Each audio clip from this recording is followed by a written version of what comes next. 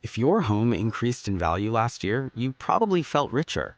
Maybe your mortgage broker even congratulated you. Maybe your neighbor bragged about Zillow or Realtor.ca estimates. Maybe you checked your equity and thought, wow, I'm doing okay. But here's the uncomfortable part. Even though your home equity went up on paper, your day-to-day financial life did not suddenly improve. You didn't suddenly get more time. You didn't magically get more cash flow. And your bills didn't get any smaller. Today, we're breaking down why home equity in Canada feels like wealth, but behaves like something completely different: the feeling of wealth. In Canada, home ownership is marketed as making it. It's the trophy, the benchmark of adulthood, the sign that you're on the right track. Real estate agents, banks, parents, media, everyone reinforces the same message: buy property and you'll build wealth. But there's a subtle twist. When people say wealth, they usually mean freedom, options, and security. Yet most homeowners don't feel any of those things. They feel stressed about mortgage renewal. They feel stuck in their city because selling would mean bidding wars or moving hours away. They feel nervous about interest rates, property taxes, and maintenance. So if homeowners feel wealthier on paper but not wealthier in life, what's going on? To answer that, we need to start with something simple: what home equity actually is. Home equity is just the difference between your home's market value and the mortgage balance you haven't paid off yet. If your house is worth $900,000 and you owe $500,000, your equity is $400,000. That looks amazing on a balance sheet. Your financial app might even celebrate it with green arrows. But here's the key truth. Equity is not cash. Equity is not income. Equity is not liquid. It's locked value, and accessing it usually involves selling, borrowing, or adding risk. Equity looks great on a balance sheet, but balance sheets don't pay groceries or daycare. So we have the first major disconnect. Equity feels like wealth because the number is big, but it behaves like an asset that doesn't want to be used. Scenario: the paper millionaire. Let's walk through a real Canadian scenario. Meet David and Priya. They bought their home in Mississauga in 2010 for $520,000. Today, that same home could sell for $1.3 million. Their mortgage balance is around $350,000. On paper, they're millionaires. They've built wealth. But here's what their life actually looks like.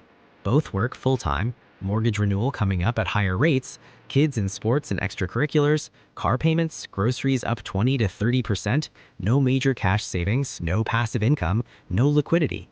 If one of them lost their job tomorrow, does that $950,000 in home equity make the situation less stressful? Not really, because in order to tap that equity, they would need to borrow, pay interest, or sell their shelter. Their home equity gives them math confidence, but not life flexibility. There is a difference between wealth on paper and wealth you can actually use. Why home equity feels like wealth. There are three psychological reasons equity triggers the "I'm wealthy" feeling. Reason number one, the number is big. Most Canadians never see a $500,000 or $900,000 number attached to anything they own except their house. Stocks are small, savings are small, but home values, massive numbers. Brain sees equals big number good. Reason number two, social comparison. People measure success horizontally, against neighbors, coworkers, siblings. When all houses rise together, everyone feels like winners. Reason number three, cultural storytelling. For decades, our financial strategy has been simple: buy early, hold, retire richer. So equity isn't just a number, it's validation. But validation isn't wealth. Validation isn't security. Validation isn't freedom. The HELOC illusion. This is where HELOCs come in, home equity lines of credit. Banks call it unlocking your home's value. But what actually happens is you borrow against your equity and convert it into debt. So the marketing line, "your home is working for you," translates to "you're taking a loan secured by your future." The reason Canadians feel wealthier with a HELOC is because it feels like access to money, but it's not money you earned, it's money you're renting. A HELOC doesn't turn equity into cash, it turns equity into leverage. Ask parents who used HELOCs for renovations, car purchases, weddings, tuition. Many ended up with higher payments and more financial stress. Sure, the house appreciated, but the debt appreciated too. Illiquidity and trapped wealth. Grocery stores don't accept home equity. Gas stations don't accept home equity. Daycare doesn't accept home equity. TurboTax doesn't let you pay taxes in shingles or drywall.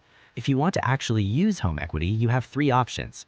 Option one, sell your house. But then where will you live? If you buy again in the same city, the price is also higher, so the gain disappears. Option 2, borrow against it, which adds monthly payments and interest. Option 3, downsize or relocate, which may sacrifice lifestyle, community, school systems, and family proximity. None of these options represent frictionless wealth. In finance, real wealth has these characteristics: liquid, divisible, transferable, and stress-reducing. Home equity fails all four. So again, it feels like wealth, but behaves like something you can't truly use without trade-offs. Scenario: the house-rich, cash-poor retirement. Let's look at another scenario, very common in BC and Ontario. Bernadette is 62. Her Vancouver home is worth $2.1 million. She owns it outright, no mortgage. On paper, she's wealthy, but her pension and CPP total $2,300 per month. Property taxes, utilities, groceries, medical costs, they eat that quickly. She doesn't travel, she doesn't splurge. She drives an older car, she worries about repairs. Her kids tell her, "Mom, just sell the house and enjoy life." But that means leaving her community or paying just as much for a condo. She has wealth without options. And here's the gut punch: wealth without options is just numbers. Canada's housing-only wealth strategy. Canada's wealth strategy accidentally condensed into one sentence: own one expensive house and hope it keeps going up. But real wealth strategies involve multiple pillars: liquidity, cash flow, passive income, tax efficiency, location independence, low concentration risk. Housing gives you only one of those: concentration. Most Canadians are 70 to 90% concentrated in their home. If stocks drop 30%, investors panic. But if a home drops 30%, it's shrugged off, even though the impact is way larger. The market doesn't care about feelings. Equity is equity, concentrated or not. What real wealth looks like without illusions. Real wealth is boring and practical. Wealth equals time, liquidity, and low stress. If your home equity goes up and your stress stays the same, you didn't get wealthier, you got prouder, not freer. Real wealth is being able to quit a job if you need to, handle emergencies without debt, take opportunities without begging banks, sleep at night without worrying about rates or renewals. Those things don't come from granite countertops and bidding wars. They come from margin, cash flow, and options. Home equity is not useless, far from it. It provides shelter, stability, and long-term appreciation. But confusing home equity with wealth is why so many Canadians feel financially stuck while technically being rich. Thanks for watching.